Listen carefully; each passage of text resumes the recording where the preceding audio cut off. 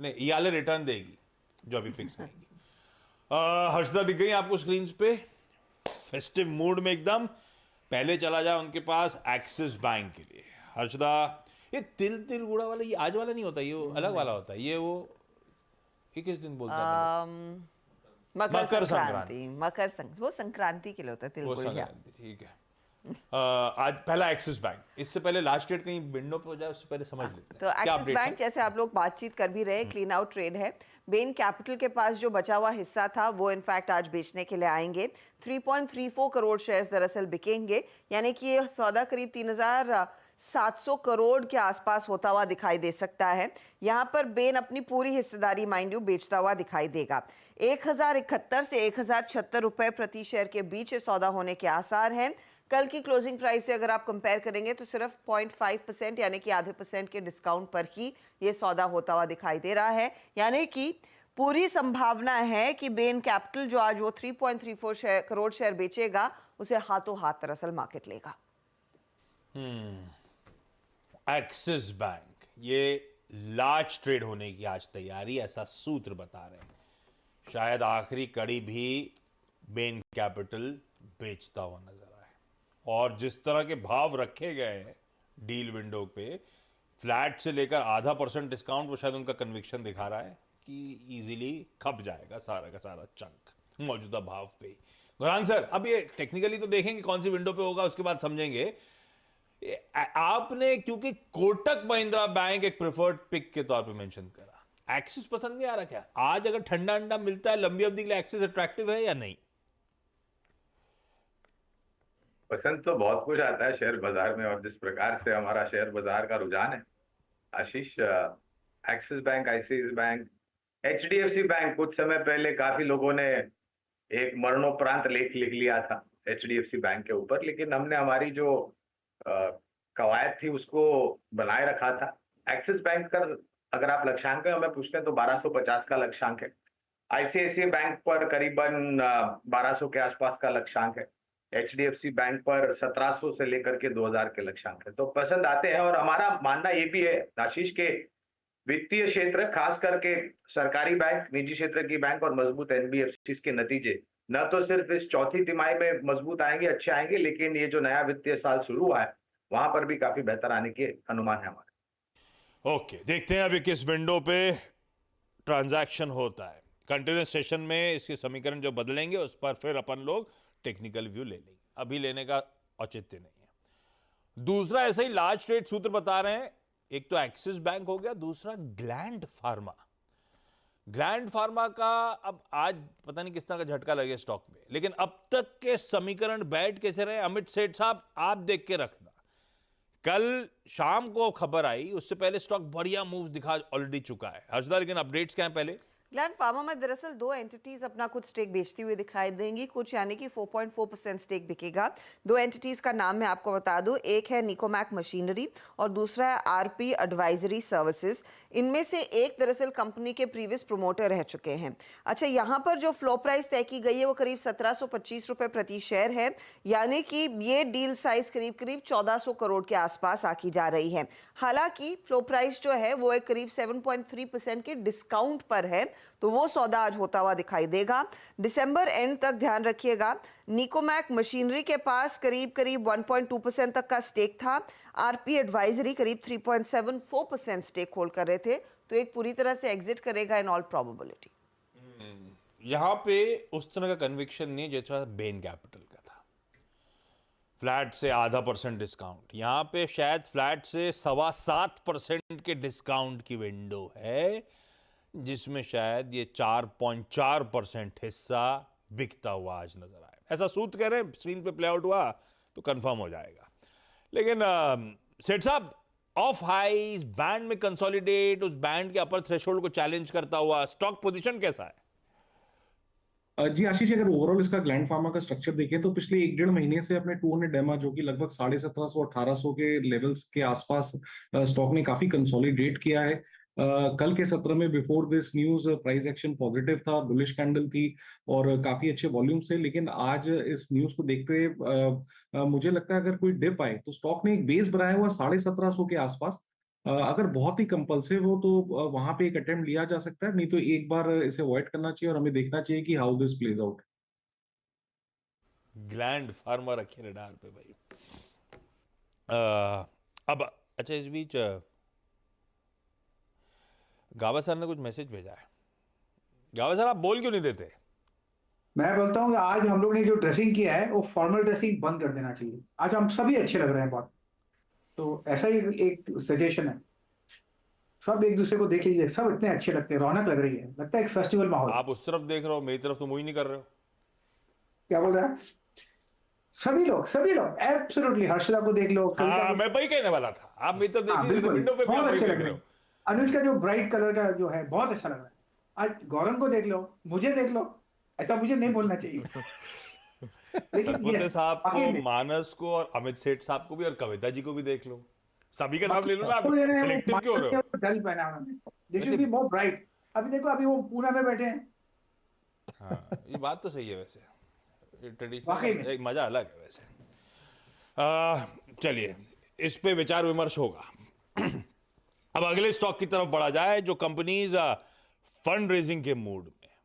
QIP खुले हैं। हर्षदा, कौन कौन से? सतपुते साहब आप चेक कर रखिएगा, मैं आता हूं आपके पास। जी। एक का शिल्पा मेडिकेयर QIP का को बोर्ड ने अप्रूवल दे दिया है। अब फ्लो प्राइस 477 रुपीज़ 33 पैसा तय किया गया है और यहाँ पर इंडिकेटिव प्राइस है जो करीब 455 के आसपास आएगा। कल स्टॉक, ध्यान रखिएगा, 506 रुपए पर जाकर टिकता हुआ दिखाई दे रहा था, तो वहाँ पर एक डिस्काउंट होता हुआ दिखाई देगा आपको। साथ ही साथ आप रेडार पर रखेंगे स्टरलाइट टेक्नोलॉजीज को भी। स्टरलाइट के केस में भी दरअसल एक QIP को अप्रूवल मिल चुका है। यहाँ पर कंपनी जो दरअसल 1000 करोड़ रेस करने वाली है, फ्लो प्राइस 119 रुपए प्रति शेयर है और ये स्टॉक कल करीब 127 के आसपास क्लोज हो रहा था। तो दोनों ही कंपनियां QIP के जरिए फंड रेज करती दिखाई देंगी। मेरली कोइंसिडेंस है। सतपुते साहब, मुझे नहीं पता था कि इसमें शिल्पा मेडिकेयर भी है। मैं ऐसी लेकिन शिल्पा मेडिकेयर या स्टरलाइट टेक्नोलॉजीज, दोनों फंड रेजिंग QIP इशुएंस के थ्रू। किसी में कोई ट्रेड लाइक मूड दिख रहा है क्या? आशीष जी, मुझे लगता है शिल्पा मेडिकेयर की अगर बात करें तो ये 500 520 ये डिस्ट्रीब्यूशन होने, और प्रोबेबली मुझे लगता है ये एक बार के लिए 440 टेस्ट करेगा, तो ऑब्वियसली यहाँ पे कंप्लीटली अवॉइड है। मेरे हिसाब से एक अच्छी रैली हो चुकी है और एक प्रॉफिट टेकिंग आ सकते हैं, तो just need to be little cautious. तो शिल्पा में तो ट्रेड अवॉइड ही होगा। अगर थोड़ा सा लॉन्ग साइड का ट्रेड लेना है तो स्टरलाइट टेक्नोलॉजीज पे ध्यान देना। मेरे हिसाब से यहाँ पे जो करेक्शन है ये खत्म हो चुका है, फैक्टर्ड इन है जितना भी नेगेटिव है। Technically it's a positive divergence और सपोर्ट बनता है 120 का। 120 के सपोर्ट के हिसाब से अगर आप देखें तो मुझे लगता है पोजिशनली 140 से 150 तक का मूव इसमें आना चाहिए। ओके, रखिए भाई ये दोनों स्टॉक जो हर्षदा मेंशन कर रही हैं अपने रेडार पे। वैसे गौरांग सर ने जो बात कही थी ना कि पसंद बहुत कुछ आता है, ये बाजार में यही प्रॉब्लम है, प्रॉब्लम ऑफ प्लेंटी। बहुत कुछ पसंद आता है, पैसे नहीं है, और पोर्टफोलियो की एक लिमिट है यार, एक कहाँ। लेकिन इतने विकल्प हैं, इतनी चीजें पसंद आ रही हैं इस बाजार में, क्या बताया जाए। गौरांग सर, आप लोग कैसे जूझते हो इस प्रॉब्लम ऑफ प्लेंटी से? क्या छोड़ो क्या लो, सबसे बड़ा तो वही है, इशू हो रहा है। तो कभी कभी बुद्धि भ्रष्ट हो जाती है, ये भी वास्तविकता है। हाँ, भ्रष्ट बुद्धि में कभी कभी ऐसे भी कदम ले लेते हैं जो नहीं लेने चाहिए, हाँ। और फैला देते हैं पूरी होल्डिंग आपकी। तो समझदारी से काम लेना चाहिए। आकर्षण तो बहुत कुछ होता है, लेकिन हाँ, मैं एक चीज हमेशा कहता हूँ आशीष के, दिग्गजों को तवज्जो दे, अहमियत दे दिग्गजों को, क्योंकि दिग्गजों में ही मेरे ख्याल से, जहां तक मेरा अनुभव रहा है शेयर मार्केट से मैंने जुड़ा हूँ, तो दिग्गजों ने काफी बेहतरीन तरीके से लंबी अवधि के लिए निवेशकों की पूंजी में मुनाफा खड़ा करके दिया है। मैं ये नहीं कहता कि मझौले या छोटे शेयर लायक नहीं है, बिल्कुल लायक है, लेकिन अगर आपके पास ज्यादा तजुर्बा नहीं है तो आप दिग्गजों के साथ जाएं। हाँ, दिग्गजों में रहे, ये तो हमेशा। ज्यादा तजुर्बा नहीं है तो वही एक प्रेफर्ड गो टू साइड हो सकती है आपके लिए बाजार में। गौरांग सर ने मैसेज करा है, गावा सर, आज का होमवर्क। ऐसा? गावा सर, हाँ जी, होमवर्क होमवर्क करना पड़ेगा मुझे। अभी नहीं करा? ना बिल्कुल नहीं होमवर्क करना। होम में करते हैं, क्लास में थोड़ा ना करते हैं। लेकिन नहीं किए आज आपको सुबह- आपको 5 मिनट दिए, नहीं। डन है। अच्छा, टाटा मोटर्स, मानस आप चार्ट रेडी रखो। हर्षदा, क्या अपडेट्स? यहाँ पर JLR की दरअसल Q4 और FY25 की बिक्री के डिटेल्स आ गए हैं आशीष, जहां पर फुल ईयर में ईयर ऑन ईयर करीब 20% तक की बिक्री हुई है JLR की। होलसेल सेल्स FY24 में 25% बढ़कर 4 लाख यूनिट्स के पार निकलती हुई। Q4 में अकेले 16% तक की वृद्धि देखने को मिल रही है होलसेल सेल्स में, और रिटेल सेल्स अगर आप देखेंगे FY24 में JLR की 22% बढ़ी है, 4.31 लाख यूनिट्स है, और क्वार्टर 4 में यह आंकड़ा 11% बढ़कर 1.14 लाख यूनिट्स के आसपास आ रहा है। कंपनी बेसिकली कह रही है फुल सेल्स के जो आंकड़े हैं वो इम्प्रूव्ड प्रोडक्शन की तरफ इशारा है और बेहतर ग्लोबल डिमांड की तरफ इशारा है। नोमरा बायकॉल 1057 का टारगेट, मक्वायरी आउट परफॉर्मर 1028 का टारगेट, और मॉर्गन स्टैनली ओवरवेट है 1013 के टारगेट्स के साथ। वही खड़ा है ये स्टॉक। तो फंडामेंटली तो बहुत दूर नहीं कहानी है। टेक्निकली कैसा लग रहा है मानस? देखिए, ट्रेडर के तौर पे तो अभी भी चार्ट्स काफी बेहतरीन लग रहे हैं। मेरे ख्याल से 930 रुपए से लगातार हायर टॉप्स हायर बॉटम बन रहे हैं। 2-3 दिनों में कंसोलिडेशन देखने को मिला, लेकिन अंडरटोन बुलिश बना हुआ है। आज के लिए ट्रेड ये रहेगा कि अगर 1020 के ऊपर स्टॉक निकले तो खरीदारी करने के मौके होंगे। 1010 का आपको उस केस में स्टॉप लॉस लगाना है, और कम से कम 1050 के टारगेट सेट करने हैं टाटा मोटर्स के लिए। टाटा मोटर्स टेक्निकली साउंड है, अपडेट भी बढ़िया है, तो इसको रखिए फिर से अपने रडार पे। डिक्सन टेक्नोलॉजीज, अच्छा इस डिक्सन पे जाऊं उससे पहले पालविया साहब भी पैनल में शुमार होते हुए दिखाइए। भाई पालविया साहब, ये पालविया साहब भी तैयार हो गया है मस्त। पालविया साहब फेस्टिव ग्रीटिंग्स आपको भी। ये आज का कोई टॉप कॉल बढ़िया वाला? Good morning Ashish ji, good morning everyone, और हिंदू नववर्ष की सभी को शुभकामनाएं। सो देखिए, आज जो स्टॉक पसंद आ रहा है, हमें लगता है यहाँ पे एस्कॉर्ट पे फोकस करना चाहिए। एस्कॉर्ट में जिस तरीके से ब्रेकआउट हुए हैं वीकली चार्ट पे अगर हम देखें तो एक फॉलिंग ट्रेंड लाइन का ब्रेकआउट यहाँ पे प्रीवियस वीक में ही देखने को मिला, और फॉलोअप बाइंग एक्शन यहाँ पे बनते हुए दिख रही है। स्टॉक कंफर्टेबली अपने सारे ही near term short term moving averages के ऊपर सस्टेन करते हुए दिख रहा है। हमें लगता है यहाँ पे एस्कॉर्ट को बाय किया जा सकता है। अपसाइड के टारगेट यहाँ पे हम जो एक्सपेक्ट कर रहे हैं वो आना चाहिए 3250 से 3300 तक की अपसाइड पोजिशनल बेसिस पे एस्कॉर्ट में आते हुए दिख सकती है। करंट लेवल से कोई भी छोटी मोटी डिप आती तो इसको ऐड किया जा सकता है। ये पोजिशनल ट्रेड होगा आशीष जी, और इसमें स्टॉप लॉस जो रखेंगे वो करीब होगा 2990 के आसपास। इस बीच एक्सिस बैंक के लार्ज ट्रेड्स की शुरुआत होती हुई आपकी स्क्रीन पे। अभी तो 4.5 लाख का अपडेट आया, हमें तो बहुत दूर जाना है, लेकिन होने शुरू हो गए, यानी कि ये ब्लॉक विंडो में ही कंज्यूमेट होंगे। बेन कैपिटल का कन्विक्शन दिखा ही रहा था कि हाथों हाथ बिकेगा ये स्टॉक। चलिए वो अपडेट टिकर टीम कंटिन्यूसली चलाती रहेगी आपकी स्क्रीन पे। हर्षदा, बाकी के सारे स्टॉक्स से न्यूज। गोदरेज प्रॉपर्टीज का भी Q4 का अपडेट आ चुका है आशीष। बुकिंग में 135% का इजाफा है। 9,500 करोड़ की बुकिंग ईयर ऑन ईयर हुई है Q4 में। अगर आप देखें 5,331 घर इन्होंने बेचे हैं चौथी तिमाही में। कुल एरिया 8 लाख स्क्वायर फीट का है। बुकिंग FY24 में 22,500 करोड़ पर आ रही है, यानी कि 84% का इजाफा देखने को मिल रहा है। ये है Q4 का अपडेट गोदरेज का। अब आते हैं यूको बैंक और दूसरे प्लेयर्स पर। तो यूको बैंक के केस में total business quarter on quarter आधार पर 3.5% बढ़कर आया है 4.5 लाख करोड़ पर। टोटल एडवांसेस 1.87 लाख करोड़ पर है, यानी कि 4.5% का इजाफा इधर भी है। और अगर आप डिपॉजिट बेस देखें वो भी Q on Q 3% बढ़ा है, 2.64 लाख करोड़ के आसपास आता हुआ यह आंकड़ा है। कासा रेशो भी थोड़ी सी इंप्रूव होती हुई दिखाई दे रही है, 71.2% के आसपास ये फिगर है। NCL इंडिया भी रेडार पर रहेगा। NCL के केस में सीमेंट प्रोडक्शन का डेटा है, 4% का इजाफा सीमेंट प्रोडक्शन में year on year. Cement dispatches Q4 में 4% बढ़ते हुए दिखाई दे रहे हैं। सीमेंट बोर्ड का प्रोडक्शन 17% बढ़ा है, और सीमेंट बोर्ड के डिस्पैचेस में करीब 5% तक का इजाफा दर्ज हुआ है। इनकी RMC प्रोडक्शन और डोर प्रोडक्शन का भी आंकड़ा आ चुका है। RMC प्रोडक्शन 23% बढ़ता हुआ, डोर प्रोडक्शन में 7% तक की वृद्धि देखने को मिली है।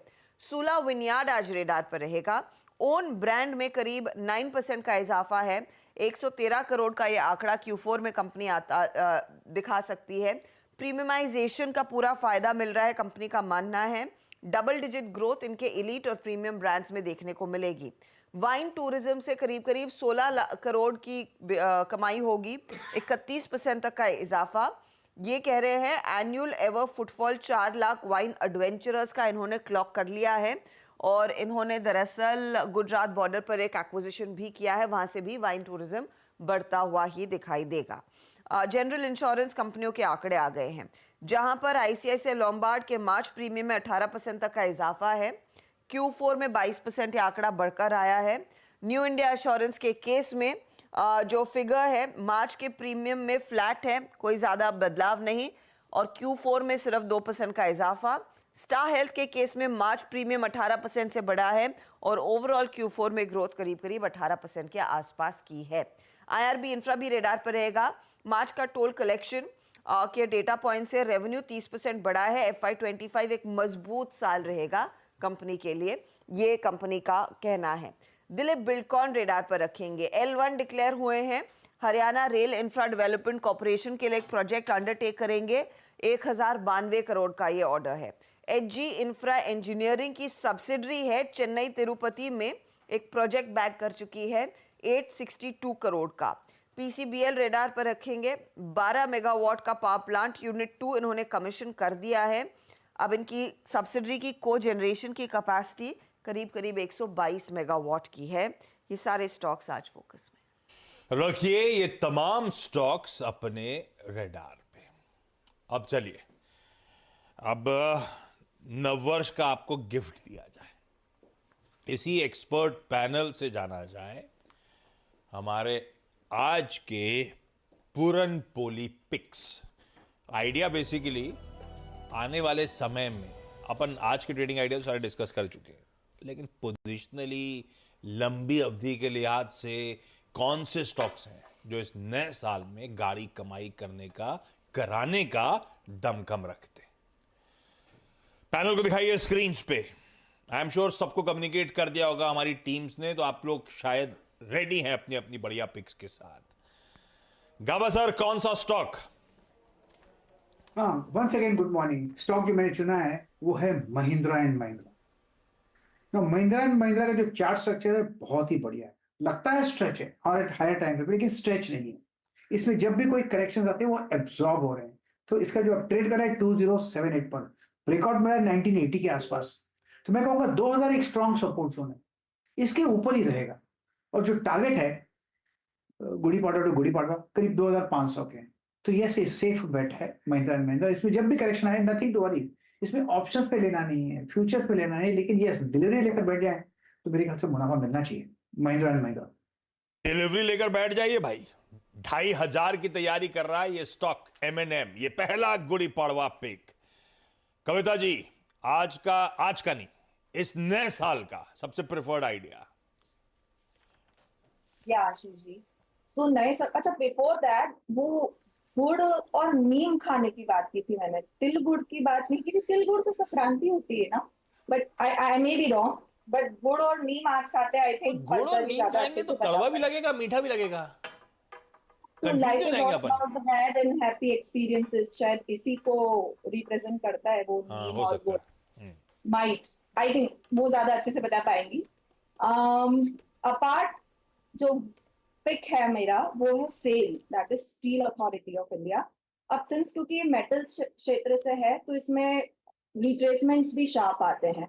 As of now current level पर 146 पर है, एक बहुत ब्यूटीफुल सॉसर फॉर्मेशन बना रहा है। डिक्लाइन अप टू 130, आप इंस्टॉलमेंट्स में इसे बाय करें। 119 का स्टॉप लॉस मेंटेन करना चाहिए। अपसाइड मोमेंटम जो लगता है वो 195 टू 145 तक के प्राइस लेवल के लिए आप सेल में एक पोजिशनिंग कर सकते हैं फॉर दिस। ओके, राजेश पालवी जी भी हैं। राजेश जी गुड मॉर्निंग, आपको भी नववर्ष की बधाई मेरी तरफ से। बताइए आपके पे। गुड मॉर्निंग अनुज जी, आपको भी और सीएनबीसी परिवार को नववर्ष की बहुत बहुत शुभकामनाएं, और सभी दर्शकों को भी। तो देखिए, ऑलरेडी मैंने अपना स्टॉक यहाँ पे डिस्कस किया हुआ है। एस्कॉर्ट पे ही मेरा व्यू है और मुझे लगता है यहाँ पे पोजिशनली ये स्टॉक काफी अट्रैक्टिव लग रहा है। जिस तरीके से करेक्शन के बाद स्टॉक ने बेस बनाया है, वीकली टाइम फ्रेम पे, डेली टाइम फ्रेम पे स्टॉक में जिस तरीके से स्ट्रेंथ वापस लौटते हुए बनी है, स्टॉक कंफर्टेबली अपने सारे इंपॉर्टेंट मूविंग एवरेजेस के ऊपर सस्टेन कर रहा है। तो हमें लगता है पोजिशनली तो यहाँ पे काफी पोटेंशियल है और ये स्टॉक वापस अपनी ऑल टाइम हाई ट्रेजेक्टरी की तरफ भी बढ़ते हुए दिखेगा। हम यहाँ पे एक्सपेक्ट कर रहे हैं टारगेट यहाँ पे 3250 से 3300 तक की अपसाइड यहाँ पे एस्कॉर्ट में आते हुए दिख सकती है। तो 2990 के स्टॉप लॉस से एस्कॉर्ट कुबोटा को बाय करने की सलाह है इस नववर्ष के उपलक्ष्य में। ट्रेडिंग आइडिया भी यही है, यही लंबी अवधि के लिए भी पसंद आता है, एस्कॉर्ट्स क्यूबोटा। तो एमएनएम और एस्कॉर्ट्स क्यूबोटा दो एक ही स्पेस के आइडियाज आ गए और सेल जोड़ दीजिए उसमें। मानस आपका कौन सा? देखिए, मेरा रिकमेंडेशन मारुति पे रहेगा, क्योंकि मारुति करीब 10,000 से हाई टॉप हायर बॉटम बना रहा है। कल ही स्टॉक ने एक फ्रेश ब्रेकआउट फ्लैग पैटर्न का ब्रेकआउट दिया है डेली चार्ट्स पे। तो यहाँ पर खरीदारी करनी है, 12,300 का स्टॉप लॉस लगाना है और 13,800 के टारगेट सेट करने हैं मारुति में। मारुति सुजुकी। भाई साहब, नया साल ऑटो, या तो कई लोग बाइंग भी करते हैं आज के दिन गाड़ियों की, घरों की, ये रीजन भी होगा, पता नहीं। चार्ज में बड़ी स्ट्रेंथ है, जबरदस्त स्ट्रेंथ है मारुति में, सब में मतलब तो, हाँ। तो भाई ये लीजिए ऑटो ऑटो ऑटो रेडार पे। भाई मानस को मारुति पसंद आ रहा है। सतपुते साहब,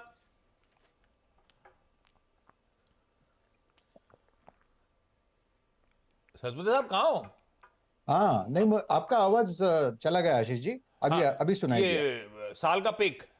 हाँ जी आशीष जी, देखिए ऑटो तो नजर पे है, लेकिन और एक काउंटर है जो नजर पे है, वो है टाटा कंज्यूमर। मुझे लगता है जिस तरह से इसमें करेक्शन हुआ है, ये जो करेक्शन शुरू हुआ था कहाँ से, 1260 1270 से लेके करीबन 1100 तक। आई थिंक ये एक इसका running correction, intermediate correction which has landed exactly on 100 DMA, और यहीं से आप मुझे लगता है फिर से ये स्ट्रेंथ दिखा रहा है। रही बात कल के, तो यहाँ पे फ्लैग फॉर्मेशन का ब्रेकआउट हुआ है with rise in volume and gain in open interest, तो कहीं ना कहीं लगता है यहाँ पे अच्छा मोमेंटम आना चाहिए। तो देखिए, एक छोटा टारगेट लेके काम करें 2120 का। सो टाटा कंज्यूमर 1140 के आसपास कल क्लोज हुआ है, तो लॉन्ग करे विद स्टॉप लॉस ऑफ 1100।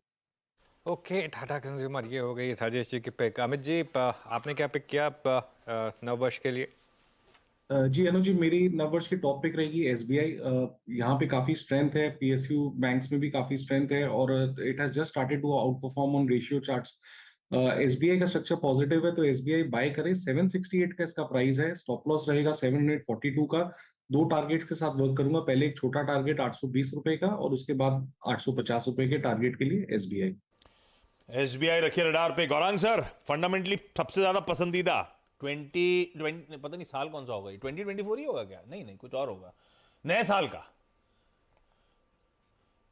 तो अप्रैल 2024 से लेकर के मार्च 2025 की बात कर लेते हैं।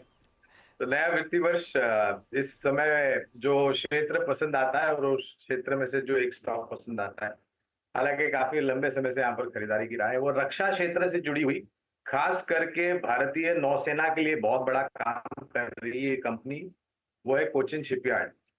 जब आईपीओ आया था आशीष, तब भी हमने यहाँ पर निवेश की राय दी थी, और आईपीओ के पश्चात बुनियादी तर्क के आधार पर रिकमेंडेशन दी थी, राय दी थी। दिसंबर में स्प्लिट हुआ कोचिन शिपयार्ड का, 10 का फेस वैल्यू 5 हुआ, एडजस्टमेंट होकर के 700 पर गया स्टॉक, और मौजूदा स्तर करीबन 1140 के आसपास। बुनियादी तर्क के आधार पर जो ऑर्डर बुक है उसको ध्यान में रखते हुए 1400 के पार के लक्ष्य नजर आते हैं कोचिन शिपयार्ड। कोचिन शिपयार्ड। तो ये हो गए संवत 2081 के लिए कुछ बढ़िया से आइडियाज आपके लिए। मुनाफे की तैयारी समेट रहा हूं, ट्रांजिशन करेंगे पहला सौदा में।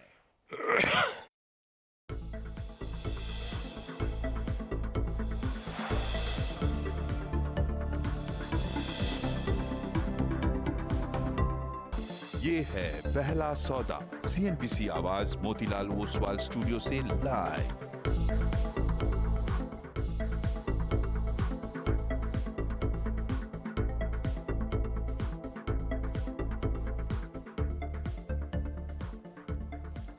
सीएनबीसी आवाज मोतीलाल ओसवाल स्टूडियो में आपका स्वागत है। तैयारी करेंगे पहला सौदा की। एक्सिस बैंक की ब्लॉक डील हो चुकी है ब्लॉक डील विंडो में, जो हम एक्सपेक्ट कर रहे थे। तो ये एक स्टॉक टू वॉच होगा आज का। वो ब्लॉक डील पूरी हो रही है। लेकिन बता दें कि मनी कंट्रोल पर दिए गए विचार एक्सपर्ट्स के अपने निजी विचार होते हैं। वेबसाइट या मैनेजमेंट इसके लिए उत्तरदायी नहीं है। यूजर्स को मनी कंट्रोल की सलाह है कि कोई भी निवेश निर्णय लेने से पहले सर्टिफाइड एक्सपर्ट की सलाह लें।